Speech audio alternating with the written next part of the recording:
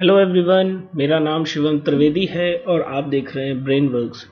आज से हम क्लास 12th का फिजिक्स स्टार्ट कर रहे हैं। आगे बढ़ने से पहले आप चैनल को सब्सक्राइब करें, वीडियो को लाइक करें और आप मेरे को इंस्टाग्राम पे भी फॉलो कर सकते हैं। इंस्टाग्राम हैंडल डिस्क्रिप्शन में है। क्लास 12th के सिलेबस का एक क्विक ओवरव्यू लेते हैं। क्लास 12th में ऑलमोस्ट 70% पोर्शन जिस टॉपिक से रिलेट करता है उसका नाम है electromagnetism. Electromagnetism basically study of charge है। Study of charge at rest is known as electrostatics और study of charge in motion is known as electrodynamics। Electrostatics के अंदर हमको तीन टॉपिक पढ़ने हैं: electrostatics, electric potential and capacitors. Charge in motion के अंदर हमको पढ़ना है magnetic effect of current, electromagnetic induction and alternating current.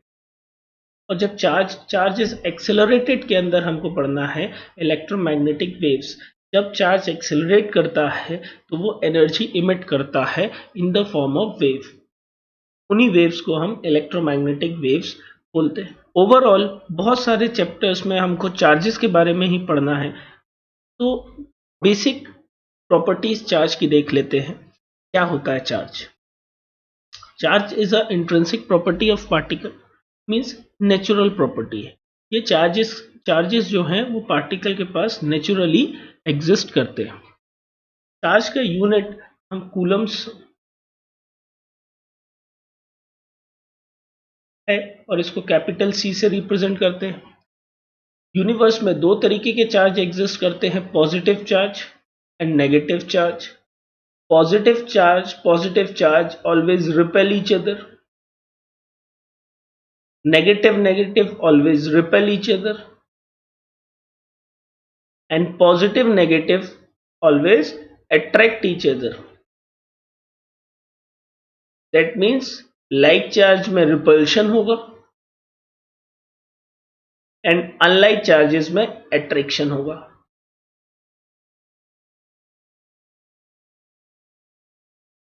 Charges का सिंबल हम जो through out the syllabus use करेंगे वो चार्जेस का सिंबल होगा Q। और पूरे यूनिवर्स में सबसे स्मॉलेस्ट चार्ज जो प्रेजेंट है वो चार्ज है 1 कूलम का।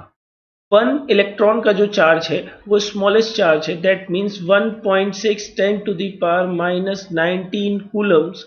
ये पूरे यूनिवर्स में सबसे स्मॉलेस्ट चार्ज एग्जिस्ट करता है। करंट सिनेरियो में कुछ और भी हैं, लेकिन हमारे सिलेबस के हिसाब से स्मॉलेस्ट चार्ज मतलब चार्ज ऑफ 1 इलेक्ट्रॉन। आगे बढ़ते हैं। चार्जेस की कुछ बेसिक प्रॉपर्टीज हैं, वन बाय वन देखते हैं। पहली प्रॉपर्टी है एडिटिव नेचर ऑफ चार्ज। अगर किसी भी सिस्टम में नंबर ऑफ चार्जेस प्रेजेंट है, 7 कूलम का एक चार्ज, 5 कूलम का दूसरा चार्ज, 6 कूलम का तीसरा चार्ज और -10 कूलम का चौथा चार्ज। 4 चार्जेस प्रेजेंट हैं: 7 coulomb, 5 coulomb, 6 coulomb and -10 coulomb. तो मेरे से अगर इस सिस्टम का कोई टोटल चार्ज पूछे, मेरे को इस सिस्टम का टोटल चार्ज निकालना है, तो मैं सबका एल्जेब्रिक सम ले लूंगा। That means 7 coulomb plus 5 coulomb plus 6 coulomb -10 coulomb. Answer मिल जाएगा 8 कूलम्स। ध्यान से देखने वाली बात यह है, पॉइंट जो समझना है कि चार्जेस ने ऑर्डिनरी लॉ ऑफ अलजेब्रा को फॉलो किया। चार्जेस के लिए कोई स्पेशल लॉ नहीं था और कोई भी क्वांटिटी, एनी फिजिकल क्वांटिटी जो कि ऑर्डिनरी लॉ ऑफ अलजेब्रा को फॉलो करती है वो स्केलर क्वांटिटी होती है। क्योंकि चार्जेस ने भी ऑर्डिनरी लॉ को फॉलो किया, it means charge is a scalar quantity. Electric charge is a scalar quantity. आगे चलते हैं। Quantization of charge. Quantization of charge का मीनिंग क्या है? किसी भी बॉडी में जो भी total number of charge present होंगे वो हमेशा इंटीग्रल मल्टीपल होंगे।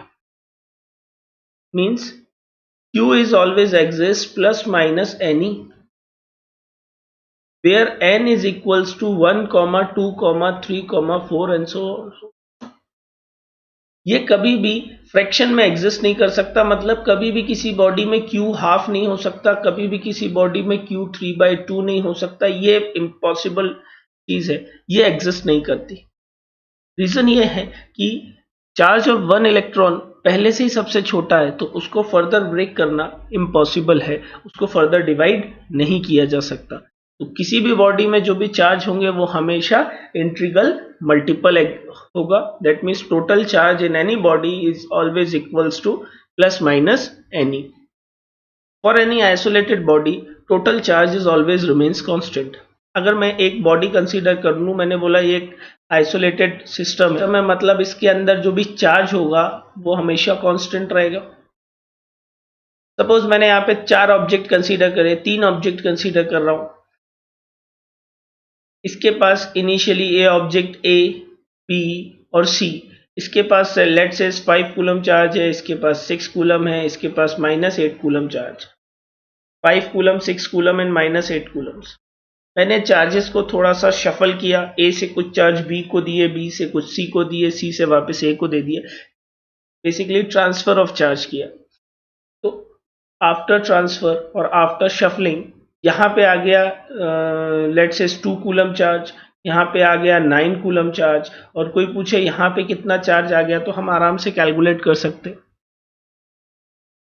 इनिशियली चार्ज का distribution is equals to final charge distribution, और क्योंकि ये सिस्टम आइसोलेटेड है टोटल चार्ज इसका हमेशा कांस्टेंट रहेगा, तो हम बोल सकते हैं 5 coulomb plus 6 coulomb plus brackets में -8 coulomb is equals to 2 coulomb plus 9 coulomb plus x Coulomb's.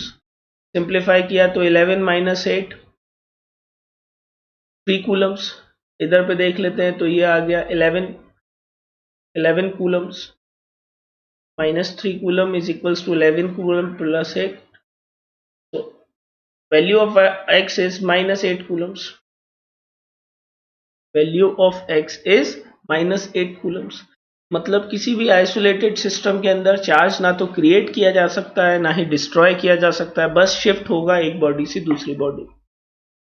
This law is known as law of conservation of charge. चलते मेन चैप्टर स्टार्ट कर रहे हैं, इलेक्ट्रोस्टैटिक्स। इलेक्ट्रोस्टैटिक्स के अंदर पहला टॉपिक जो हमको पढ़ना है वो है कूलम्स लॉ। कूलम्स लॉ ने क्या बोला था? हमने स्टार्टिंग में ये चीज स्टडी करी कि अगर दो लाइक चार्जेस रखे हुए हैं तो ये एक दूसरे को रिपल्शन ऑफर करेंगे, इनके बीच में रिपल्सिव फोर्स होगा, इन दोनों के बीच में रिपल्सिव फोर्स होगा। अगर दो चार्जेस किसी भी एक डिस्टेंस पे रखे हुए हैं एक दूसरे के रिस्पेक्ट में, तो उनके बीच में एक रिपल्शन ऑफर होगा, and this force of repulsion is known as electrostatic force। और इस फोर्स को कूलम्स ने डिफाइन किया था या डिस्क्राइब किया था। इस फोर्स का मैग्नीट्यूड जो था वो कूलम्स ने दिया था। तो देखते कूलम्स ने क्या बोला था। अब अपन अपने टॉपिक का चैप्टर का मेन टॉपिक स्टार्ट कर रहे हैं, कूलम्स लॉ। कूलम्स लॉ ने बेसिकली दो चार्जेस के बीच में लगने वाले फोर्स, अट्रैक्टिव और रिपल्सिव फोर्स का मैग्नीट्यूड दिया था। अकॉर्डिंग टू कूलम्स लॉ, अगर दो चार्जेस रखे हुए हैं Q1 एंड Q2 और इनके बीच में r डिस्टेंस है, तो force of repulsion, magnitude of force of repulsion is directly proportional to Q1 and Q2, and magnitude of force of repulsion is inversely proportional to square of distance between them। अगर मैं इन दोनों equation को combine करता हूं, magnitude of F is directly proportional to Q1 and Q2, equation number 1, और magnitude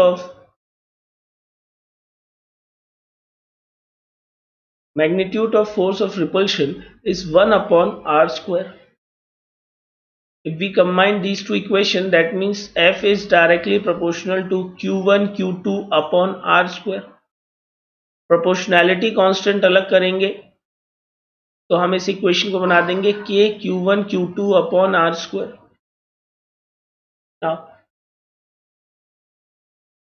K is known as constant, proportionality constant। इसकी value होगी 1/4πε0 और इसकी न्यूमेरिक वैल्यू होती है 9 × 10⁹ न्यूटन मीटर स्क्वायर पर कूलम स्क्वायर। यहाँ पे ये जो एप्सिलॉन नॉट है ये एक मीडियम की प्रॉपर्टी है, सराउंडिंग की प्रॉपर्टी है, इसको हम बोलते हैं permittivity of medium. For air and vacuum इसकी value 8.85 × 10⁻⁻² coulomb square newton metre square होती है। ये कुछ चीजें हैं जो अपन को अच्छी तरीके से माइंड मैपिंग करनी है, इनको याद रखना है। तो हमने देखा कि कूलम्स लॉ ने हमको मैग्नीट्यूड दिया between two charges, magnitude of force between two charges. अगर ध्यान से देखो मैं इसके बीच में वेक्टर डायग्राम, एक चार्ज पोजीशन वेक्टर r1 पे रखा हुआ है, चार्ज q1 है, और दूसरा चार्ज पोजीशन वेक्टर r2 पे रखा हुआ है, मैग्नीट्यूड इसका q2 है। तो q1 के कारण q2 के ऊपर फोर्स लगेगा F21 एंड Q2 के कारण Q1 के ऊपर जो फोर्स लगेगा वो लगेगा F12। यूनिट वेक्टर जो मैं इसका ले रहा हूं वो एक बारी आएगा R21 और एक बारी आएगा R12। वेक्टर फॉर्म में हम देख रहे हैं तो हमें एक चीज, इन दोनों फोर्सेस का F12 और F21 का मैग्नीट्यूड इक्वल है बट इनका डायरेक्शन अपोजिट होगा। दैट मीन्स ये equal in magnitude and opposite in direction होंगे। ऐसे फोर्सेस को हम एक्शन रिएक्शन पेयर भी बोल सकते हैं। एक्शन रिएक्शन पेयर का मतलब क्या है कि इनका मैग्नीट्यूड इक्वल है, डायरेक्शन अपोजिट है, ये एक्शन रिएक्शन पेयर है। That means it obeys Newton's third law.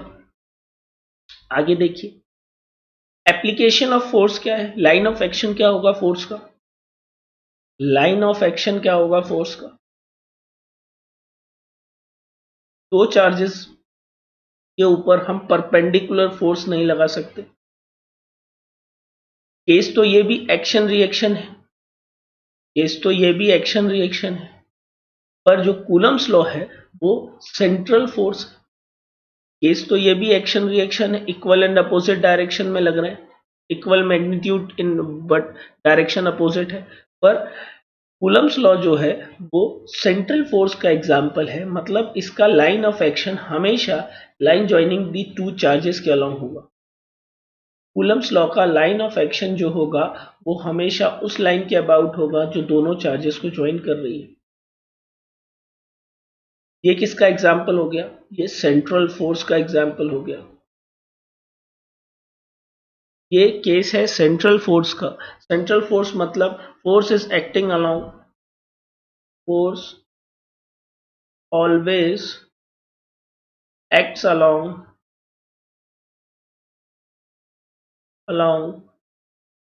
the line joining the charges।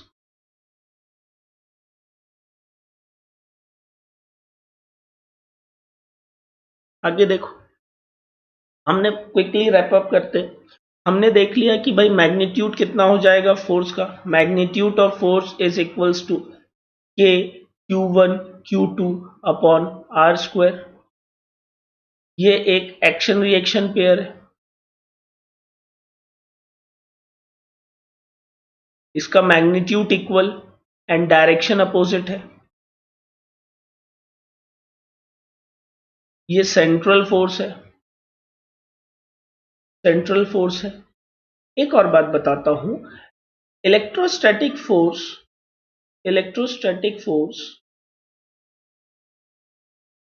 is conservative force. Electrostatic force is conservative force. यही कारण है कि हम इसके लिए इलेक्ट्रिक पोटेंशियल डिफाइन कर पाते हैं। इलेक्ट्रिक पोटेंशियल डिफाइन कर पाते। केवल कंजर्वेटिव फोर्स के लिए ही पोटेंशियल कैलकुलेट किया जा सकता है। Potential energy non conservative force के लिए नहीं निकाली जा सकती। कंजर्वेटिव फोर्स क्या है? कंजर्वेटिव फोर्स बेसिकली वो जो पाथ डिपेंडेंट ना रहे, path independent force. Independent force. Second चीज, in circular loop, in cyclic loop,